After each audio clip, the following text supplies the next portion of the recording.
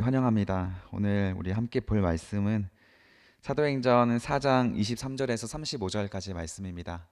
사도행전 4장 23절에서 우리 35절까지 말씀을 함께 읽겠습니다. 사도들이 노임에 그 동료에게 가서 제사장들과 장로들의 말을 다 알리니 그들이 듣고 한 마음으로 하나님께 소리를 높여 이르되 대주제여 천지와 바다와 그 가운데 만물을 지은 이시여 또 주의 종 우리 조상 다윗의 입을 통하여 성령으로 말씀하시기를 어찌하여 열방이 분노하며 족속들이 허사를 경영하였는고 세상의 군왕들이 나서며 관리들이 함께 모여 주와 그의 그리스도를 대적하도다 하신 이로소이다. 과연 헤롯과 본디오 빌라도는 이방인과 이스라엘 백성과 합세하여 하나님께서 기름 부으신 거룩한 종 예수를 거슬러 하나님의 권능과 뜻대로 이루려고 예정하신 그것을 행하려고 이 성에 모였나이다. 주여 이제도 그들의 위협함을 굽어 보시옵고 또 종들로 하여금 담대히 하나님의 말씀을 전하게 하여 주시오며 손을 내밀어 병을 낫게 하시옵고 표적과 기사가 거룩한 종 예수의 이름으로 이루어지게 하옵소서 하더라. 빌기를 다음에 모인 곳이 진동하더니 무리가 다 성령 충만하여 담대히 하나님의 말씀을 전하느라.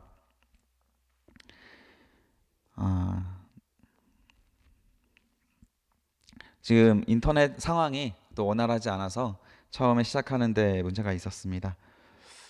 혹시 예배 중에도 또 인터넷이 문제가 생길 수도 있는데 제가 다 끝나고 또 이렇게 업로드 해드릴 테니까 보고 나서 다시 한번 만약에 인터넷이 문제가 생기면 다시 접속하시면 되겠습니다. 오늘 사도행전 말씀 보면 우리가 사도행전 4장의 말씀을 지금 계속 보고 있습니다. 베드로와 요한이 성전에 올라가다가 다리를 못 쓰는 장애인을 만나게 되었습니다.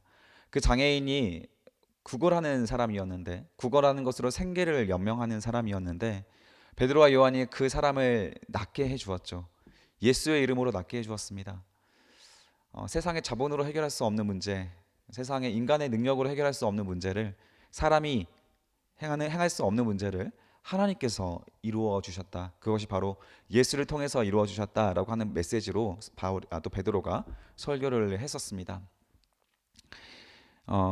근데 그 사이에 성전을 가서 또 이 고쳐주고 또 거기에서 사람들이 많은 유대인들이 장애인이 회복되는 사실을 보고 나서 많이 놀라워했고 또 그 사이에 유대 종교 지도자들도 와서 베드로와 요한에게 너희가 무슨 고난으로 이런 일을 하느냐라고 하면서 시비를 걸기도 했습니다. 자, 그런 여러 가지 일들이 참 이 3장 4장에서 많이 일어났는데 다 시간은 성전을 갔다가 그냥 돌아오는 그 짧은 시간 안에 일어났던 일이었습니다. 유대 종교 지도자들은 굉장히 당황했습니다. 당혹스러운 일이 벌어진 것이죠. 너무 많은 사람들이 우리 초대교회, 우리 기독교로 합류하게 되었다는 것이죠. 처음에 오순절 성령 강림절 때 3천 명의 사람들이 한 번에 회심하는가 하면 또 이번에는 이 성전 미문에서 구걸하던 사람을 고쳐주는 일로 인하여서 그 기적으로 인하여서 또 5천 명의 사람들이 회개를 하게 됩니다. 남자만 숫자만 개수했기 때문에 아마 대략적으로 2만 명, 정말 많게는 2만 명 가까이 초대교회 숫자가 늘어났던 것이죠. 당시에 유대 예루살렘에 한 6만 명 정도가 거주하고 있었기 때문에 굉장히 이제 많은 비율이 유대교에서 기독교로 개종하게 되었던 그런 순간이 됩니다. 사실 이들에게는 기독교라는 개념이 없었을 것입니다. 유대교와 기독교, 종교의 차이를 가지고 베드로와 요한이 나서지 않았습니다. 그 종교의 차이가 아니라 복음의 차이였죠. 우리가 말하고 있는 그 하나님의 말씀, 그 율법의 말씀이 이제 예수를 통하여서 이루어지고 있고 구약에서 예언되었던 그 메시아의 고난까지 예수께서 다 겪으시고 십자가에서 부활하셨다. 자, 그 사실을 전하는 것이 우리 초대교회였습니다. 따라서 초대교회는 우리는 유대교와 다른 종교야 라고 생각하지 않았고 우리는 하나님의 자녀야, 우리는 구원받은 백성이야 라는 정체성을 가졌을 뿐인 것입니다. 우리는 유대교와 다른 우리만의 새로운 기독교라는 종교를 창시하겠다, 결코 이것이 아니었다라는 것이 또 여기서 참고할 수 있는 부분입니다. 근데 사도들도 또 제자들도 분명히 많은 하나님의 역사를 보고 또 성령의 감동을 받아서 회개를 하긴 했지만, 그리고 이 우리가 전하는 이 복음이 분명히 예수께서 전하셨을 때에도 당시의 대제사장들과 또 종교 지도자들에 의하여서 핍박을 당하지 않았습니까? 그래서 그 핍박 가운데 우리도 그 핍박에 놓여 있을 수 있다라는 두려움도 그 마음속에 있었을 거예요. 여러분들이 만약에 교회 다니는데 구체적으로 정부로부터, 우리나라로부터 어떤 박해와 사회적인 제재를 받는다면 굉장히 얼마나 불안하겠습니까? 우리가 코로나 때 교회를 출석하면 안 되었었죠. 그때 그 국가의 권고를 무시하고 교회를 왔던 많은 사람들이 세상적인 질타를 받았었습니다. 근데 그들도 편한 마음으로 교회는 오는 것은 아니었을 거예요. 그냥 믿음으로 교회를 왔을 테지만 얼마나 그 세간의 시선이 신경이 쓰였겠습니까? 근데 그거와는 비교도 안 되게 이 당시의 유대 종교 지도자들이 예수를 믿는 사람들이 이제 본격적으로 핍박을 할 것이고, 그리고 그 예수를 죽였던 방식대로 우리들을 핍박하고 또 고난을 줄 수 있다라고 하는 사실이 그대 마음속에 내심 불안감으로 있었을 그 순간에 이렇게 안진뱅이가 일어나게 된 기적, 그로 인하여서 정말 이제는 수만 명이 또 회심하게 되는 그 사건까지 경험하게 되는 것을 이제 초대교회가 지켜보면서 그들의 심정은 굉장히 벅차오르고 설레임으로 가득 차게 되었다라는 것이죠. 23절 보겠습니다. 사도들이 노임에 그 동료에게 가서 제사장들과 장로들의 말을 다 알리니라고 합니다. 그랬더니 그 24절에 보십시오. 그들이 듣고 한 마음으로 하나님께 소리를 높여 이르되 대주제여 천지와 바다가 그 가운데 만물을 지으신 이시오. 그들이 한 마음이 되어서 마음이 벅차서 하나님께 찬양을 했는데, 언제 그렇게 되었습니까? 하나님의 놀라운, 예수의 놀라운 기적의 역사를 보았을 때, 그것을 들었을 때 그렇게 하나님이 한 마음으로 우리가 하나님을 향한 마음이 모아지게 되었다라는 것입니다. 아마도 한쪽 바른 교회에, 한쪽 바른 세상에 그냥 어설프게 걸치고 있는 사람들은 세상에서도 안전하기 때문에 하나님께서 본격적으로 역사하시기 시작하셨다라는 소식이 그렇게 크게 기쁘지 않은 겁니다. 제가 누누이 설교 시간에 말해왔던 것처럼 우리가 하나님 앞에 순종함으로 얼마만큼 희생하는가, 얼마만큼 믿음으로 도전하며 사는가에 따라서 하나님의 역사가 이루어질 때 그 마음의 기쁨은 비교도 할 수 없는 기쁨으로 커져가는 것이죠. 그러나 우리가 적당히 신앙생활하면 기쁨도 적당하게 옵니다. 네, 우리가 신앙생활은 이왕이면 좀 기쁘게 하고, 그리고 하나님 나라의 기쁨은 적당히 해서 나오지 않거든요. 이들도 하나님이 너무 기뻐서 이렇게 듣고 한 마음 한 뜻이 되어서 하나님께 소리를 높여 부르짖습니다. 근데 뭐라고 부르짖습니까? 대주제여 천지와 바다와 그 가운데 만물을 지으신 이시오라고 하면서 하나님을 부릅니다. 대주제여라는 것은 데스포테우스라는 단어인데 주인의 또 통치자 그리고 지배자라는 뜻입니다. 우리를 통치하시고 우리를 지배하신 이시여 하나님에 대하여 절대적인 권능을 가진 존재로서 하나님을 부르짖는 거예요. 왜냐하면 하나님이 아니면 이룰 수 없는 역사가 지금 일어나지 않았습니까? 오순절 성령 강림절에 대해서 그들이 보았던 그 언어가 통일이 되는 모습들도 큰 기적이었지만, 이렇게 많은 사람들 앞에서 안진뱅이가 일어나는 사건은 굉장히 큰 기적이었고, 또 제사장들과 당시 장로들이 그 예수를 전하는 베드로와 요한을 어떻게 위협하였고 그들을 어떻게 놓아주었는지에 대한 소식, 또 베드로가 어떻게 그들에게 하나님 말씀을 증거했는지에 대한 소식을 들었을 때 그들의 기쁨은 이루 말할 수가 없었다라는 것입니다. 25절에 보면 이들이 한 마음 한 뜻이 되어서 하나님을 막 찬양하고 하나님께 기도하기 시작합니다. 너무 기뻐서 하나님의 이름을 부릅니다. 그때 아마 한 대표자가 일어나서 이런 설교를 했습니다. 어떤 대표자인지는 나오지 않았는데 25절에 보니까 또 주의 종 우리 조상 다윗의 입을 통하여 성령으로 말씀하시기를 어찌하여 열방이 분노하며 족속들이 허사를 경영하는고. 시편 2편 1절에서 2절을 인용합니다. 다윗의 시편이거든요. 다윗의 시편이 생각이 났던 거예요. 지금의 이 우리들이 겪고 있는 상황은 이 다윗이 겪었던 그 시대와 좀 비슷하다라고 하면서 이 다윗의 말씀을 가져와서 다윗의 신앙 고백을 가지고 설교를 시작을 합니다. 우리도 어떤 신앙 고백 가운데 하나님의 역사와 그 크신 하나님의 놀라운 일들이 증거될 때 어떤 설교가 나오고 성도들은 어떤 설교에 또 마음의 기쁨이 얻는지 우리가 한번 그 설교를 분석을 해봅시다. 25절에 보니까 먼저 뭐라고 말하냐면 어찌하여 열방이 분노하며 족속들이 허사를 경영하는고라는 거예요. 제자들이 느끼는 세상은 어떤 세상입니까? 분노하는 세상이라는 거예요. 분노하는 세상. 그리고 허사를 경영하는 세상. 허사, 쓸데없는 일을 만들어가는 세상이라는 뜻이에요. 헛된 일을 꾸미기만 한다. 그런 세상이라는 것입니다. 사실 이런 세상을 우리가 설명할 필요는 없습니다. 우리가 느끼고 있는 세상이기 때문에 그렇습니다. 세상에 항상 정의가 가득합니까? 여러분 뉴스 보시면 정의가 가득한 세상이 뉴스가 많습니까? 정치를 보시면 마음이 시원하십니까? 답답하십니까? 우리는 모두가 다 양심을 가지고 있고 정의를 가지고 있고 윤리를 알고 있기 때문에 이 세상에 흘러가는 일이 적어도 정상은 아니다. 우크라이나 러시아의 전쟁, 이스라엘과 팔레스타인의 전쟁, 이란과의 미국과의 갈등 정상입니까? 소말리아에서 아이들이 죽어가는 것, 북한에서 아이들이 김정은 정권 아예 죽어가는 것, 러시아의 푸틴의 그런 권력 아래에 사람들이 그렇게 폭력성을 가지게 되는 것, 중국은 상황은 어떻습니까? 여러분 이게 정상입니까? 무슬림이 폭탄 테러를 일삼고 인류의 생명을 위협하는 것 정상입니까? 자연이 파괴되고 탄소 배출을 세계 모든 기상학자들이 경고하고 우리가 줄여야 된다. 우리가 이제는 지구를 건강하게 지켜내야 된다라고 수십 년 전부터 경고했어도 세상에 듣습니까? 여러분은 그게 들리십니까? 우리는 세상이 잘못되었다는 거 분명히 알고 있습니다. 그러나 그것을 바꿀 의지가 없습니다.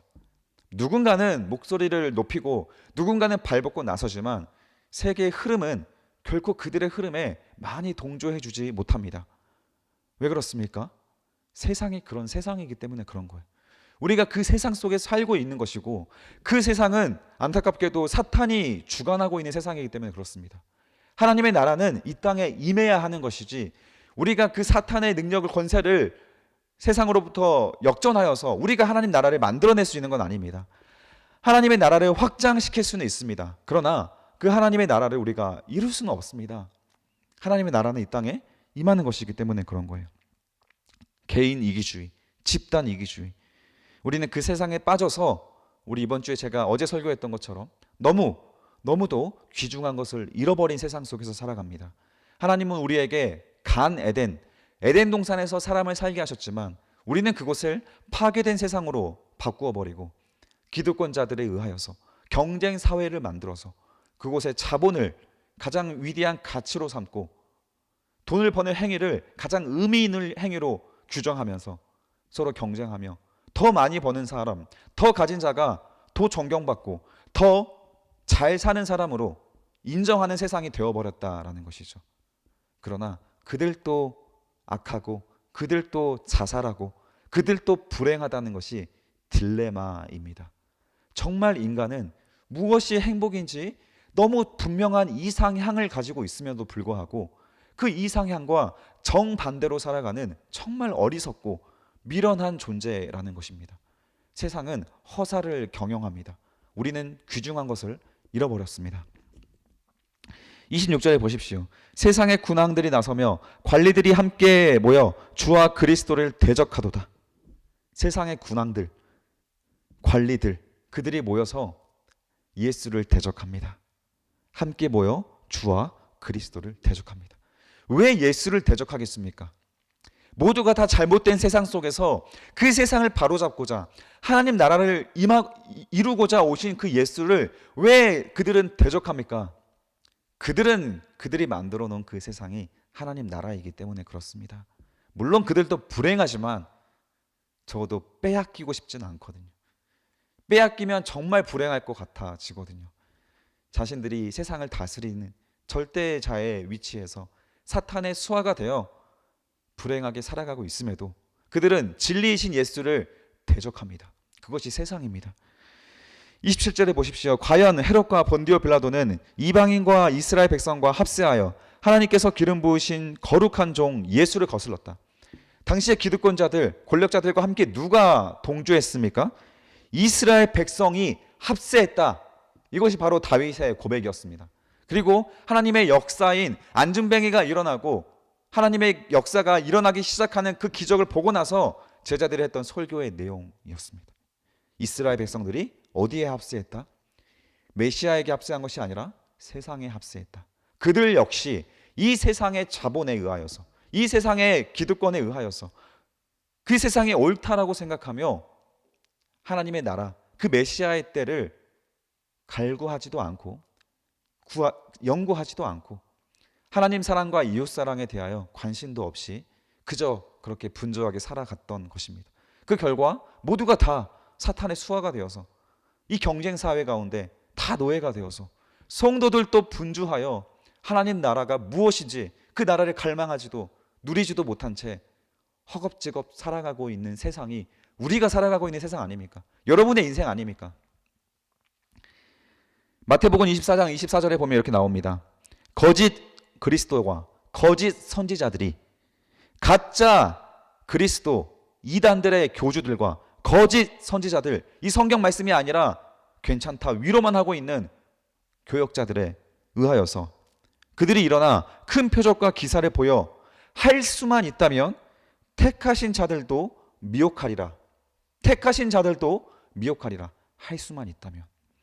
세상은 여러분들에게, 그리스도인들에게 결코 달콤한 말로 결코 그들을 인정해 주지 않습니다. 그들은 자신들이 가지고 있는 자본과 세상의 기득권으로 위협하고 그들을 유혹할 수는 있겠죠. 그리하여 그리스도의 진리를 보지 못하게 만들어 버립니다. 예수를 믿고 예배를 드리고 한 번 더 헌신하는 그 예배 자리를 소중하게 여기게 하지 않고 이 세상의 논리를 가지고, 사랑이 없는 논리를 가지고, 자신이 옳다라는 그 논리를 가지고 진리를 전하는 자들을 대적합니다. 그리고 정신을 혼미하게 만들어서 묘한 말로 성도들을 빼앗아 이단에 빠지게 만들고, 당연하고 옳은 정답처럼 보이는 말을 가지고 교회 안에서 분쟁을 만들어 버립니다. 분쟁이 없는 교회 보셨습니까? 그들이 성령의 감동을 받아 분쟁을 일으킵니까? 분쟁을 일으키는 그 분쟁이 하나님의 공의에 의한 것이 아니다. 하나님의 사랑함이 의한 것이 아닌 공의는, 아닌 분쟁은 모두가 다 사탄의 분쟁입니다. 그런데 자기가 사탄의 짓을 하고 있다는 것을 알까요? 그렇지 않습니다. 세상에서는 그게 통하거든요. 세상에서는 그렇게 했을 때 내가 편해지거든요. 교회에 와서도 그 행동을 하게 된다는 것입니다. 우리는 조금만 방심해도 하나님 나라를 누리지 못합니다. 내가 분노하고 내가 답답하고 내가 옳다는 그 말로써 남들에게 나의 의견을 주장할 때 그것이 하나님 나라가 아니라는 것을 알면서도 불구하고 그런 행동을 계속합니다. 왜 그럴까요? 세상이 그런 세상이기 때문에 그렇습니다. 그러나 택하신 자들은, 이 제자들은 예수를 통하여서 진리를 만났고 그 진리 가운데 하나님 나라가 무엇인지를 너무 절실히 깨달으니 이 예수를 통한 복음이 얼마나 행복하겠습니까? 28절에 보십시오. 하나님의 권능과 뜻대로 이루려고 예정하신 그것을 행하시려고, 하나님이 예정하신 그것을 행하시려고 예수를 보내셨다. 세상은 모든 기득권과 그들의 아성을 자랑합니다. 그들의 높은 골리앗의 권력과 무기와 힘을 자랑합니다. 그것으로 이룰 수 있는 자신들만의 행복을 자랑합니다. 하나님의 역사는 한없이 힘이 없어 보일 것이고, 하나님의 역사는 너무 재미없어 보일 것이고, 너무 진부하게 보일 것이고, 세상은 너무 재밌고 아름답게 보입니다. 그러나 정말 바보같이 살아가는 그 그리스도인들의 진리의 역사 가운데 하나님의 약속이 이루어지더라는 거예요. 세상에 그들이 만들어 놓은 유토피아 가운데 하나님의 역사가 이루어지는 것이 아니라 인간으로서 가장 미련하고 바보 같은 희생과 사랑을 이루려는 자들에게, 희생과 사랑을 이루려는 자들에게 하나님의 역사가 이루어지더라는 거예요. 29절 보십시오. 주여 이제도 그들의 위협함을 굽어 보시옵고 또 종들로 하여금 담대히 하나님의 말씀을 전하게 하여 주시옵소서. 세상은 계속 위협합니다. 교회에서도 분쟁을 만들며 위협합니다. 교회에서 오래 다닌 성도들을 유혹하여서, 그들의 중직자들을 유혹하여서 교회를 분쟁을 조장합니다. 헌금을 많이 하는 사람이 조장하고, 봉사를 많이 하는 사람이 분쟁을 조장합니다. 그들이 교회에서 세력을 가졌기 때문에 그런 것이죠. 그러나 그 가운데 우리가 하나님의 종이라면 무엇을 해야 할 것이 있습니까? 그들이 싫어서 교회를 떠나야 합니까? 그렇지 않습니다. 사탄의 역사가 보인다면 우리가 해야 될 것은 그 사람과 싸우는 일이 아닙니다. 어떻게 해야 됩니까? 담대히 하나님의 말씀을 전해야 하는 것이에요. 수많은 교회의 분쟁들을 보는 그 가운데 하나님의 말씀을 가진 사람들이 해야 될 것은 그저 하나님 말씀을 또 한 번 선포하는 것입니다. 여러분들과 함께 그 지겹고 힘든 성경 공부를 계속 해가려고 고집을 피우고 있는 그런 저의 사역의 이유이기도 합니다. 하나님의 말씀을 여러분보다 먼저 공부했기 때문에 그것을 그저 여러분들에게 알려주려고 하는 것이 저의 사역의 전부입니다. 이런 당연한 위협이 있으니 주의 종들로 하여금 담대히 하나님 말씀을 전하게 하여 주시옵소서. 그런 분쟁, 사탄의 도전, 세상의 기득권자들의 도전, 그것은 너무도 당연한 것이오니 우리가 해야 될 것은 담대함을 잃어버리지 말고 하나님 말씀을 끝까지 선포하라. 귀신의 역사는, 사탄의 역사는 그 진리 앞에 무너질 것입니다. 담대히 선포하는 그 하나님 말씀 앞에 무너질 것입니다. 괜찮다, 죄를 용납하는 위로 가운데가 아니라 죄를 끊어내는 하나님 말씀 가운데 하나님의 역사가 이루어질 것입니다. 30절에 손을 내밀어 병을 낫게 하시옵고 표적과 기사가 거룩한 종 예수의 이름으로 이루어지게 하옵소서. 표적과 기사가 오직 예수의 이름을 위하여 이루어지게 하시옵소서. 우리가 예수를 위하여 살아갈 때 필요하다면 하나님은 우리에게 기적도 보여주십니다. 그러나 그 기적이 우리의 믿음을 만드는 것은 아닙니다. 예수의 이름으로 살아가는 그 믿음이 기적을 만들어내는 것입니다. 그 순서를 꼭 기억하시기 바랍니다. 이런 기도 제목은 하나님께서 굉장히 빠르게 들어주시는 기도 제목이에요. 담대히 주의 말씀을 어떠한 위협 가운데서도 지켜내고 선포하는 자 되게 하시옵소서. 그리고 그 선포하는 자리 가운데 필요하다면 우리에게도 기적과 표적을 허락하여 주시옵소서. 예수의 이름을 위하여, 예수의 복음을 위하여, 예수의 나라를 위하여, 예수의 사랑을 위하여. 그 기도를 하나님께서 어떻게 들어주시지 않을 수 있겠습니까? 31절에 보십시오.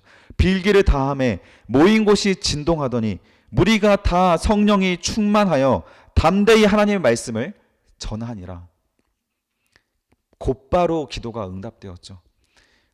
하나님께서 기뻐하는 기도 제목은 곧바로 이루어집니다. 이런 기도 제목을 참고하십시오.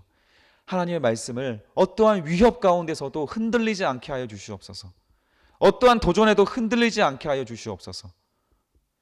하나님 말씀을 선포할 수 있는 용기와 담대함을 이 세상의 기득권자들과 대적하여 나의 삶의 자리 가운데 이루게 하여 주시옵소서. 그 기도 제목은 하나님이 너무 기뻐하는 기도 제목이기에 곧바로 무엇이 역사됩니까? 성령 충만이 역사됩니다. 오늘 여러분들에게 임할 성령 충만이 이런 종류의 것이 되기를 주님의 이름으로 축복합니다. 32절에 보십시오. 그때야 비로소 믿는 무리가 한 마음과 한 뜻이 되어, 믿는 무리가 한 마음과 한 뜻이 되어 모든 물건을 서로 통용하고, 돈을 버는 행위가 아니라, 그것으로 시간을 쓰는 것이 아니라 모든 자신의 재산을 서로 통용하여서 자기의 재물을 조금이라도 자기 것이라 여기는 자가 단 하나도 없더라. 재물이 있어야 인정받는 세상이었습니다. 당시의 유대인들도 부자는 하나님께 복을 받았다고 믿었던 사람들이었습니다. 그런데 부자들이 자신의 재물들을 다 자기 것으로 여기지 않는 것, 그러는 아름다운 역사가 일어나면서 가난한 사람들이 아무도 없어지게 됩니다.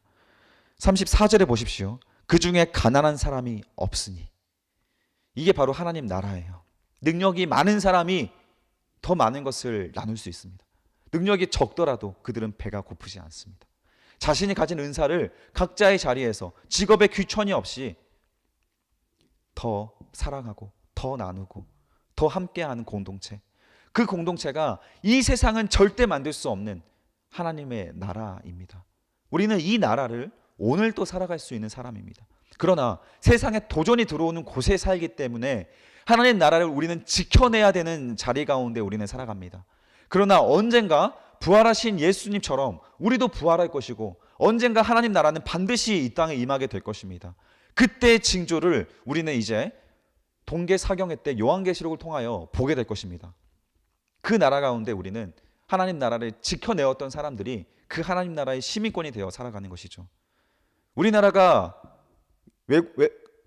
일본에 침략당하였을 때, 우리나라가 북한과 전쟁하였을 때 우리가 우리의 주권을 지킬 수 있었던 이유가 무엇입니까? 목숨 걸고 우리나라를 지켰기 때문에 그렇습니다. 우리가 자유민주주의를 얻을 수 있는 이유가 무엇입니까? 공산주의와 사회주의와 목숨 걸고 지켰기 때문에 그렇습니다. 세계의 자유진영에 있었던 연합군이 우리의 자유진영을 위하여 싸워 주었기 때문에, 그 피 흘림이 있었기 때문에 우리나라 백성들도 목숨 걸고 의병이 되어서 싸우고 그 싸움에 동참하였기 때문에 우리는 우리의 주권을 이룰 수가 있었습니다. 그들이 우리나라에서 독립유공자가 되고 또 우리 그 공로에 대하여 치하하는 것처럼 우리도 하나님 나라 시민으로서 군사가 되어 우리의 주권을 지켜가는 우리의 신앙생활이 될 때 하나님 나라에 그들은 반드시 큰 표창과 면류관을 받게 되는 것입니다. 하나님 나라의 시민권에 합당한 나라가 되는 것이죠. 적당히 세상과 타협하는 사람, 일제시대 때는 그들을 매국노라고 불렀습니다. 우리는 33절의 말씀과 같이 사도들이 큰 권능으로 주의 부활을 증언하는 사람, 그리하여 큰 은혜를 받는 사람이 되어야 합니다. 세상에 흔들리지 마십시오. 어떠한 위협이 있어도 여러분 볼 것을 볼 수 있는 사람 되십시오. 잃어버린 것을 볼 수 있는 사람 되십시오. 우리는 하나님 나라를 잃어버린 세상 속에 살고 있습니다. 그 잃어버린 것을 오늘 되찾을 수 있는 하나님의 귀한 축복의 하루가 되시기를 주님의 이름으로 축복합니다. 오늘 사순절입니다. 사순절 때 더욱 예수를 묵상하며 예수님의 자리를 한번 찾아보는 하루가 되시기를 축복합니다. 기도하겠습니다. 살아계신 아버지 하나님 감사합니다. 우리 가운데 역사하신 주님, 우리를 주님의 말씀으로 초청하신 주님, 우리가 이 하나님 말씀 앞에 오늘도 섰습니다. 세상은 자신들이 가진 것으로, 자본으로 우리를 유혹하며 가능하다면, 할 수 있다면 하나님의 택하신 백성까지도 미혹하여서 자기가 옳다 생각하게 만들어 교회도 흔들 것이고, 교회에 들어와 열심히 봉사하는 자들, 열심히 헌금하는 자들을 교만한 마음을 주어 자신들이 하고 있는 그 분쟁이 옳다는 마음까지 주어 이 교회를 흔들어 댈 것입니다. 하나님, 그 세상 속에 살아가는 우리가 해야 될 것은 그들과 싸우는 것이 아니라 담대히 하나님 말씀을 전하게 하시옵소서, 예수의 이름을 위하여 살게 하시옵소서라는 기도라는 것을, 말씀 선포라는 것을 오늘 확인하였사오니 주여, 오늘 또 우리는 담대히 말씀을 실천하고 선포할 수 있는 사람으로 살아갈 수 있게 허락하여 주시옵소서. 우리가 그런 사람이 될 때에 우리 망원제일교회 청년부가 한 마음 한 뜻이 되어 주님의 이름으로 우리의 것으로 여기지 아니하며 서로 나누며 하나님 나라를 실현할 수 있는 거룩한 주의 공동체 될 수 있도록 주여 함께하여 주시옵소서. 감사드리며 예수 그리스도의 이름으로 기도드립니다. 아멘. 우리 함께